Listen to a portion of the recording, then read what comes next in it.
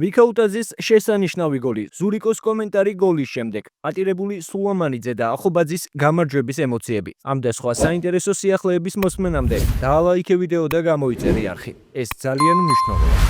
დავიწყოთ საფრანგეთიდან, სადაც ლიგა 1-ის 31 ტურში გიორგი მიქაუტაძის ლიონმა რენი 4-1 გაანადგურა.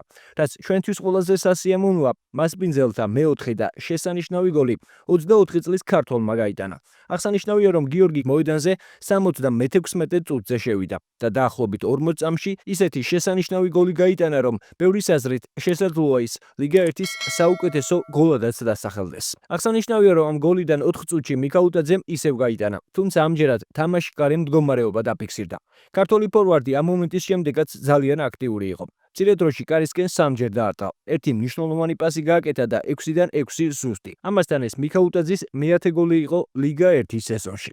ლიონს კი 54 ქულა აქვს და ამ დროისთვის მეოთხე ადგილზეა. გუნდის მიზანი ჩემპიონთა ლიგის ზონაში მოხვედრა. ამისთვის კი დამატებითი ქულების მოპოვებას 4 მაისს ლანსის წინააღმდეგ ეცდებიან. აქვე თქვენ რას ფიქრობთ? იმსახურებს თუ არა გიორგის ეს გოლი ლიგა 1-ის სეზონის საუკეთესო გოლის სტატუსს? დაწერეთ თქვენი აზრი კომენტარებში. ზურიკო დავითაშვილმა კი სტრასბურგთან შეხვედრაში თავის მერვე გოლი გაიტანა ლიგა 1-ში. ქართველმა პირველ ტაიმში 2 მცველი ეფექტურად ჩამოიტოვა. მეკარის შანსი არ დაუტოვა და ანგარიში გაათანაბრა. მაგრამ მეორე ტაიმში მწვანეებმა 2 უპასუხო ბურთი გაუშვეს და შეხვედრაში 1-3 დამარცხდნენ. აღსანიშნავია, რომ ქართველი სენტ-ეტიენის რიგებში საუკეთესო იყო. მნიშვნელოვანია ისიც, რომ 24 წლის ფეხბურთელი მხოლოდ პირველ სეზონს ატარებს ტოპ 5 ლიგაში და მან უკვე შეძლო უმაღლეს ლიგებში ყველა დროის ქართველ ბომბარდირთა სიაში მერვე ადგილზე მოხვედრა. დავითაშვილმა ქინგლაძეს გადაასწრო და ნიუკასლ იუნაიტედის ყოფილ შემტევ თემურ ქესბაიას გაუთანაბრდა. ბოლო შეხვედრის შემდეგ ზურიკომ მედიასთან მარცხის შესახებ ისაუბრა. რთული შეხვედრა იყო როგორც ჩვენთვის, ისე სტრასბურგისთვის. ქულები ჩვენს გვჭირდებოდა და მათაც. ვფიქრობ, მეორე ტაიმი ჩვენზე კარგად ითამაშეს და ამიტომაც მოიგეს. პირველ რიგში უნდა გავაგრძელოთ მუშაობა. დაცვაში თამაში უნდა გავაუმჯობესოთ.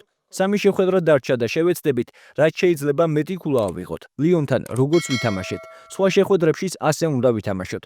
ერთ შეხვედრას კარგად ვატარებთ, შემდეგ კი 2-3 შეხვედრას საშუალო დონეზე. ლიგა 1-ის დასრულებამდე 3 ტურით ადრე ქართველის გუნდს 27 ქულა აქვს და გასავარდნ ზონაში მე-17 ადგილზეა. მწვანეები მდგომარეობის გაუმჯობესებას 3 მაისს მონაკოს წინააღმდეგ ეცდებიან. ხუჩეკვარაცხელიას პარი სენ-ჟერმენმა კი ლიგა 1-ში წაუგებელი სერია შეწყვიტა და პარკ დე პრენსზე ნიცასთან 1-3 დამარცხდა. აღსანიშნავია, რომ ქართველის გუნდს ბევრი მომენტი შეექმნა. უფრო მეტიც, პარი სენ-ჟერმენმა კარის მიმართულებით 32-ჯერ დაარტყა, მაგრამ მაინც ააგო. ამის ერთ-ერთი მთავარი მიზეზი სტუმართა მეკარე მარცინ ბულკა იყო, რომელმაც 12 სეივი შეასრულა. ხუჩეკვარაცხელიამ ამ შეხვედრაში შეუცვლელად ითამაშა და გოლის გატანის შანსიც ჰქონდა, მაგრამ მასაც მეტოქის მეკარე მაჯობა. შეგახსენებთ, რომ ამ მარცხით ქართველის გუნდისთვის არაფერი იცვლება, რადგან პარი სენ-ჟერმენი ლიგა 1-ში უკვე კარგი ხანია ჩემპიონია. 78 ქულით პირველ ადგილზეა და მომდევნო ტურში 3 მაისს სტრასბურგს ესტუმრება. თუმცა მანამდე 29 აპრილს ჩემპიონთა ლიგის ნახევარფინალში არსენალთან პირველ თამაშს გამართავს, რომელიც რა თქმა უნდა ახლა მთავარი დაპირისპირება.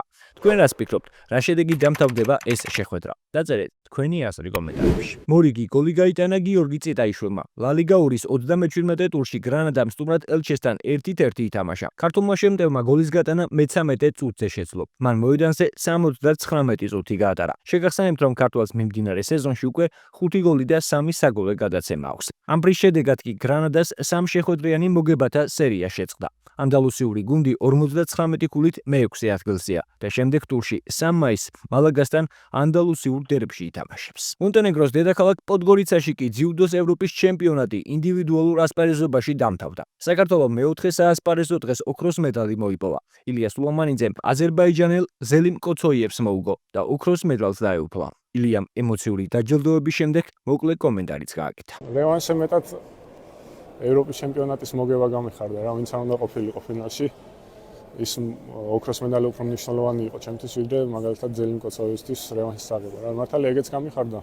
ძლიერ მოწინააღმდეგე არის და მომწონს ხოლმე ზელიმთან ჭიდაობა, მაგრამ უფრო ეს ოქროს მედალი მინდოდა და ყველაფერი გავაკეთე ამისთვის რა. გარდა ამისა, რა მსოფლიო ჩემპიონატისთვის იყო ეს ევროპაც, ესე ვთქვათ, მოსამზადებელი პერიოდად ითვლება და ძალიან დამეხმარება ეს შეჯიბრი, რომ მსოფლიო ჩემპიონატზეც იგივე შედეგი ვაჩვენა რა. ზოგადად ეგეთი პრინციპია, რომ ჭიდაობაზე უნდა იფიქრო, როცა გადიხარ არაფერ სხვაზე რა, ან წინა წაგებულ შეხვედრაზე, ან რაღაცა კვალიფიკაციაზე არაფერზე არ ფიქრობ გარდა იმისა, რაც დაგავალო მწვრთნელმა და რაც უნდა გააკეთო იმ მომენტში. ტატამზე დღეს გურამ თუშიშვილი და სოფო სომხიშვილიც გავიდნენ, თუმცა მათ ფინალურ ბლოკში გასვლა ვერ მოახერხეს. საქართველოს ნაკრებმა ევროპის ჩემპიონატი 2 ოქროსა და 2 ვერცხლის მედლით დაამთავრა. მონტენეგროში ჩემპიონობა გიორგი სარდალაშვილმა და ილია სულამანიძემ იზეიმეს, ხოლო ფინალები ეთელ ლიპარტელიანმა და ტარტო გრიგალაშვილმა დათმეს. ახლა კი კალათბურთი, სადაც გიორგი შერმანდინის ტენერიფემ ლიგა ენდესას 29 ტურში ბექა ბურჯანაძის ლეიმა კორუნას უმასპინძლა და 92-ით 83 გაიმარჯვა. შერმანდინმა 26 წუთსა და 39 წამში 12 ქულა 6 მოხსნა და 2 პასი დააგროვა.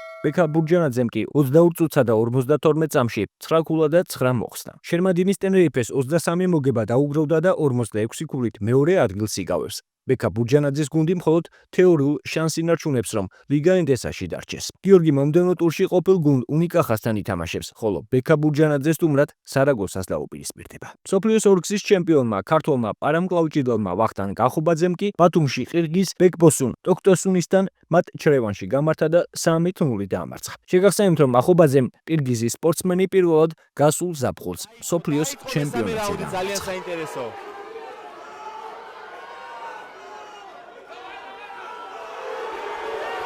უშანსო.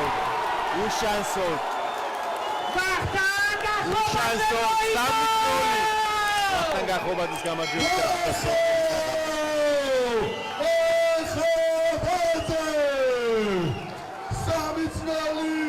სამართლიანად 3-0. ყოჩაღ ვახტანგს.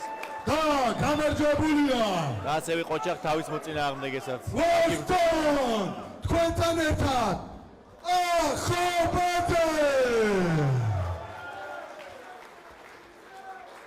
ყოჩაღ ვახტანგს.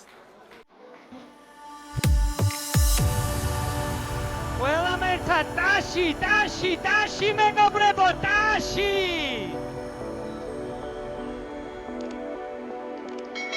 Congratulations to Vachtan Gachobadze!